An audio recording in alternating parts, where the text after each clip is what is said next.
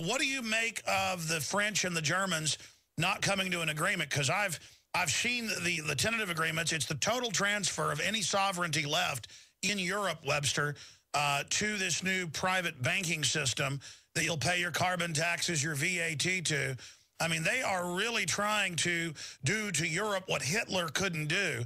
But because it's economic, it's supposedly cutesy.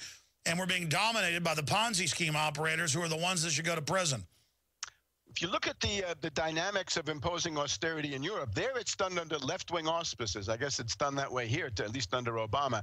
Papandreou of Greece, the biggest agent of the International Monetary Fund, is a socialist. He's from the Socialist or Second International. It used to be called the Yellow International. Zapatero of Spain, same thing, a socialist. Now, it doesn't mean they're socialists. These guys are bankers' boys. They're pure agents of finance capital, but the rhetoric and the cover is so-called socialist. You look at some of these other countries, it gets to be the same thing. The number one task there, it's the same thing you want to do here, kick out the agents. Don't let these people dominate. They're having a general strike in Greece. It's the 12th or 13th or 14th time.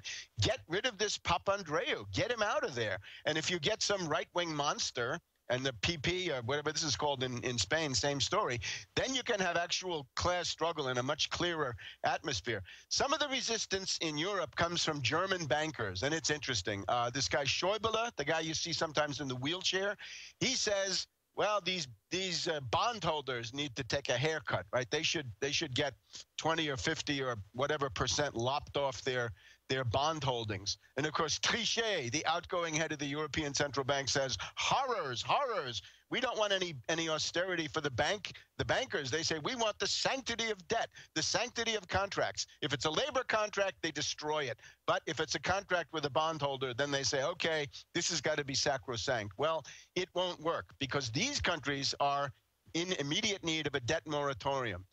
Something similar could happen here, by the way. You just take $1 trillion of student loans and cancel them, right? And let those zombie bankers eat the losses.